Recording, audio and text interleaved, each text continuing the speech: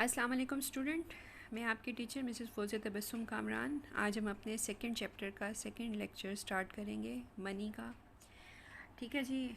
ज़र का इर्तिका। आज का जो हमारा टॉपिक है वो एवेल्यूएशन ऑफ मनी है, कि जो ज़र है वो कैसे वजूद में आया और उसका इर्तिका कैसे हुआ। इर्तिका का मतलब है, एवेल्यूएशन का मतलब है पहले वो कैसे बना, फिर उसने क्या शक्ल इख्तियार की, उसके बाद वो किस हालत में आया और वो आजकल किस हालत में है। इसमें हम मुख्तलिफ़ मराहिल पढ़ेंगे। सबसे पहला मरहला जो है हमारे पास है अशिया और अजनास बतौर ज़र, यानी कि goods as money. Goods as money में आपको पिछले लेक्चर में पढ़ा चुकी हूँ, बता चुकी हूँ कि हम चीज़ों को और सर्विसेज को एज़ अ मनी यूज़ करते थे ताकि वो ज़र का काम दे सके। लोग चीज़ों की तलाश में थे ज़रूर कि जिसे वो बतौर ज़र इस्तेमाल करें, जैसे कि वर्जीनिया है, यहाँ पे आपको मिसाल दी गई है कि वो तंबाकू का इस्तेमाल बतौर ज़र शुरू करते थे, लेकिन क्योंकि वो भी पेरिशेबल गुड है, ज़िया पज़ीर चीज़ है, इसलिए उसका इस्तेमाल भी कोई नतीजा खेज़ साबित नहीं हुआ। दूसरा जो मरहला है वो हमारा धात और धाती ज़र के सिक्के, metal and coins as money use होने शुरू हुए। आपने देखा होगा कि आपने सुना भी होगा कि सोने चांदी के सिक्के, दिनार, ठीक है जी, ये सब चीज़ें क्या थी कि सोने चांदी के टुकड़ों को काट काट के उन्होंने एक ज़र का नाम दिया था कि ये इतना टुकड़ा जो है वो इतनी वैल्यू रखता है और उसके बदले में इतनी चीज़ हम लेंगे। फिर क्या हुआ कि टुकड़ों को शक्ल देना शुरू कर दिया गया, सिक्का साजी शुरू हो गई, उस पर हुकूमतें जो हैं वो कोई ना कोई अपना नाम लिखती थी, कोई ना कोई मालियत कुंदा की जाती थी, ठीक है ना, हुकूमत का नाम उस पर कुंदा किया जाता था। फिर उसमें ऐसा हुआ कि इसको धात को भी एक जगह से दूसरी जगह लेके जाना मुश्किल हो जाता था, और क्या होता था कि जो खड़े और खोटे सिक्के होते थे लोग उनमें मिलावट करना शुरू हो गए थे। मिसाल के तौर पर अगर वो कहते थे जी एक तोला सोना है, लेकिन बाज़ात वो एक तोला सोना नहीं होता था, उसके अंदर चांदी की या किसी और धात की मिलावट कर दी जाती थी, तो वो खरे और खोटे सिक्के बनना शुरू हो गए थे। ठीक है, फिर उस पर कुंदा करने पे अखराजात भी काफ़ी आते थे। फिर धात एक लिमिटेड चीज़ होती है, वो अनलिमिटेड मुहैया नहीं होती थी, मौजूद नहीं होते थे, इतने सोर्सेज नहीं होते थे कि इतनी धात, सोना और चांदी ज़ाहिर है एक लिमिटेड सोर्स था, तो ये भी फिर इतना नहीं चल सकी। तीसरा जो मरहला था वो हमारा था कागज़ी ज़र का, पेपर मनी। पेपर मनी जो है वो कीमती धात क्योंकि कम होती थी, उसके बाद ये वजूद में आया। इन मुश्किलात को मद्देनज़र रखते हुए लोगों ने कागज़ी ज़र इस्तेमाल करना शुरू कर दिया, कागज़ी नोट बनाने शुरू कर दिए, जिसका इजरा कौन करता था? मरकज़ी बैंक करता था। अब करेंसी नोट जो थे वो भी मुख्तलिफ़ मेजरमेंट्स के होते थे। मिसाल के तौर पे 5,000 का, आपको पता है कि 10 रुपये से लेके 5,000 रुपये तक के नोट जो हैं हमारे मुल्क में गर्दिश कर रहे होते हैं, तो मरकज़ी बैंक इसको जारी करता है। मरकज़ी बैंक इसको कैसे जारी करता है, ये जब हम उससे अगला चैप्टर पढ़ेंगे बैंकिंग का, तो उसमें इसको जारी करने के 2-3 मेथड होते हैं, वो हम तफसीलन पढ़ेंगे। मैं इस टॉपिक को अभी यहीं पे ड्रॉप करती हूँ, ठीक है। तो इसमें लेकिन एक बात डन है कि इससे हुकूमत और मरकज़ी बैंक ही इजरा इसका कर सकता है, और कोई बंदा इसको जो है वो इसको छाप नहीं सकता या बना नहीं सकता, ठीक है। फिर चौथा मरहला जो हमारे पास आता था वो एतबार ज़र का है। एतबार ज़र का क्या मतलब है कि वो शक्ल तो रुपए पैसे की नहीं होती थी, 5,000 नहीं है, 4,000 नहीं है, 2,000 नहीं है, बल्कि वो क्या है, वो प्रो नोट हैं, प्रोमिसरी नोट्स हैं, ड्राफ्ट्स हैं, चेक्स हैं, ट्रैवल चेक्स हैं, ठीक है ना।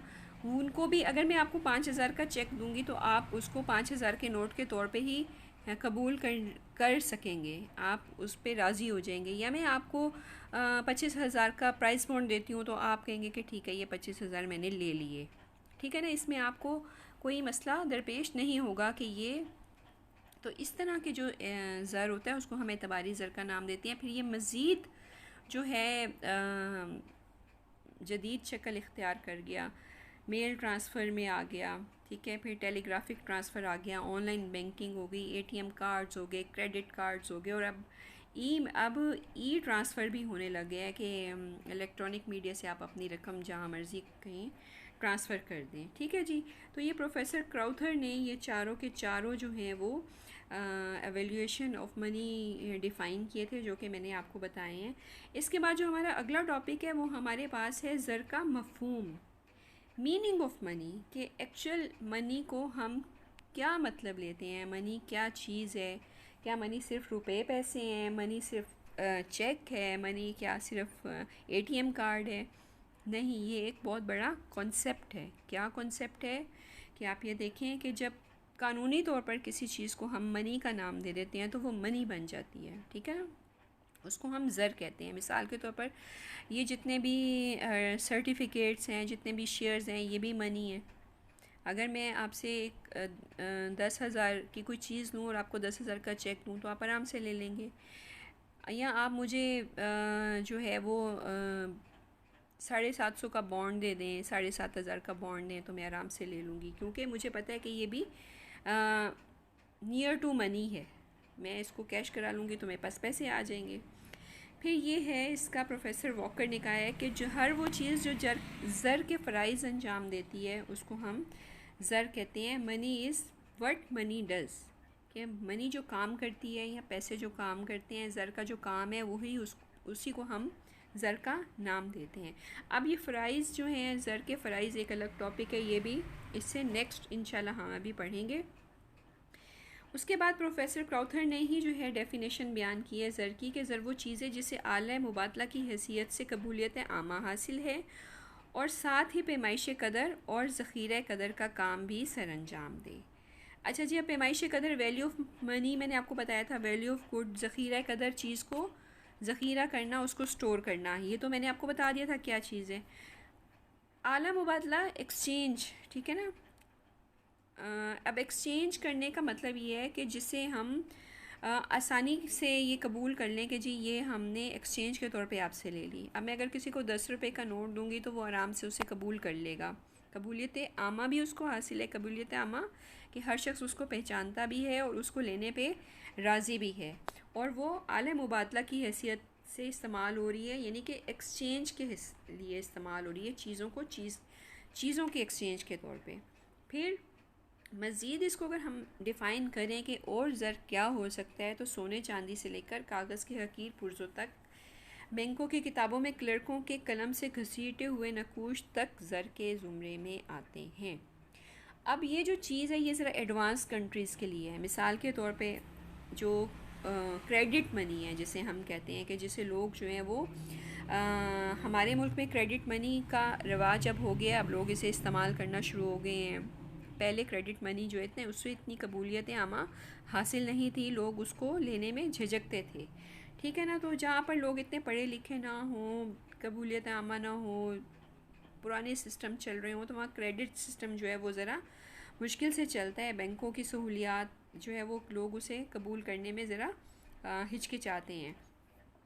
लेकिन हर वो चीज़ जो कि एक क्लर्क ने कह दिया कि जी ये, अब मिसाल के तौर पे प्रॉमिसरी नोट है, मैं लिख के देती हूँ जी मैं अगले 3 दिन में आपको ये 10,000 रुपये अदा कर दूँगी। अब ये प्रॉमिसरी नोट जो है वो आपके पास क्या है, वो 10,000 रुपये हैं आपके हाथ में, वो मैंने कलम से ही लिखे हुए हैं और उसे आपने कबूल किया हुआ है कि जी ये 10,000 रुपये मुझे मिल जाएंगे, क्योंकि मैंने उस आपको प्रॉमिसरी नोट दिया है।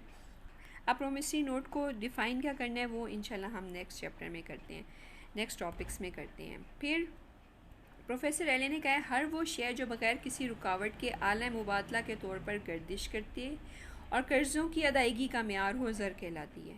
कर्ज़ों की अदायगी का मेयार में भी मैंने आपको पिछले लेक्चर में बताया क्या प्रॉब्लम्स थी, तो ज़र में वो प्रॉब्लम्स ख़त्म हो जाती हैं। आला मुबादला का क्या मतलब है कि एक चीज़ के एक्सचेंज में हम ज़र दे देते हैं तो वो एक आले के तौर पे, एक टूल के तौर पे हमारे पास काम कर रही होती है। प्रोफेसर फिशर ने कहा है कि ज़र से मुराद अशिया और ख़िदमत की बस अदायगी करने और कर्ज़ों की वापसी के लिए अमूमी तौर पर कोई काबिल कबूल ज़रिया होता है। यानी कि ज़र एक ऐसी चीज़ है कि जिसे हम कर्ज़ों की अदायगी भी कर सकते हैं और कर्ज़ों की वापसी भी कर सकते हैं। अशिया और ख़िदमत की अदायगी भी के एवज़ उसको अदायगी भी की जा सकती है, और अगर हमने बतौर कर्ज़ किसी से लिया है तो वो हम कर्ज़ वापस ले भी सकते हैं और कर्ज़ दे भी सकते हैं। इसी तरह प्रोफेसर मायर्स ने कहा था,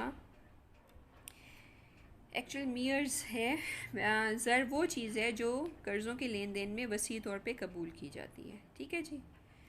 अब कर्ज़ों के लेन देन में जो चीज़ कबूल की जाएगी, इसका मतलब है कि वो लॉन्ग लाइफ भी है, वो पहचानी भी जाती है, उसका ज़ख़ीरा कदर भी है, उसका स्टोर ऑफ वैल्यू भी है, उसकी जो है वो पैमाइश कदर भी रखती है। ठीक है ना।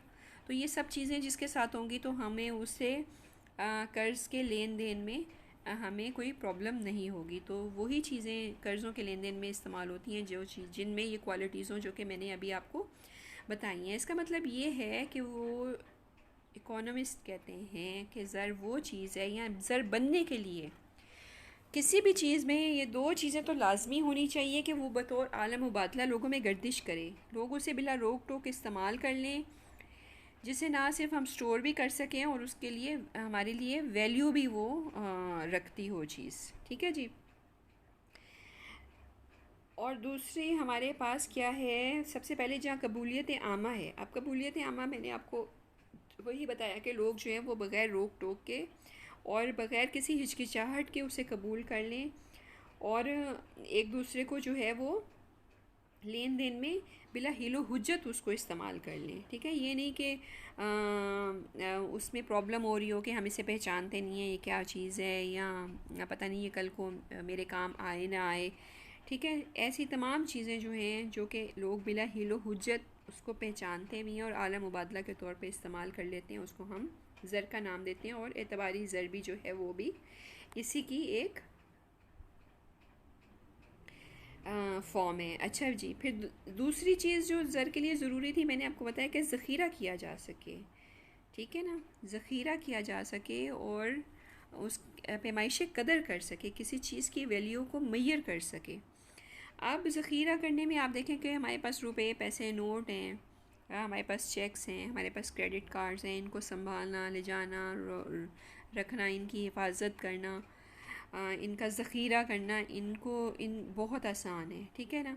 इसी तरह पैमाइश कदर का भी काम देते हैं कि अगर मेरे पास 100 रुपये है तो मैं 3 दिन के बाद भी 100 रुपये की ही चीज़ ख़रीद सकती हूँ और 10 साल के बाद भी मैं, ठीक है, वैल्यू ऑफ मनी थोड़ी सी डिवैल्यू हो जाती है, लेकिन बहरहाल वो फ़ॉर द टाइम बीइंग फ़ौरन इस्तेमाल करने में जो है वो उस चीज़ की वैल्यू जो है वो बरकरार रहती है। ठीक है ना। तो उसको ज़ख़ीरा भी किया जा सकता है और वो किसी चीज़ की वैल्यू की मेजरमेंट भी कर सके, हम समझ सकें कि इस ज़र की कितनी इकाइयों में के बराबर हम कितनी चीज़ ख़रीद सकते हैं। मिसाल के तौर पर वैल्यू ऑफ मनी क्या है कि मैं अगर कहती हूँ कि एक चीज़ जो एक किलो सेब जो हैं वो 10 रुपये के हैं, तो 10 रुपये क्या चीज़ है, वो वैल्यू है सेबों की। और जो मनी की वैल्यू क्या है, वो 1 किलो सेब हैं कि वो 10 रुपये में आ जाते हैं। ठीक है जी। क्लियर हो गया।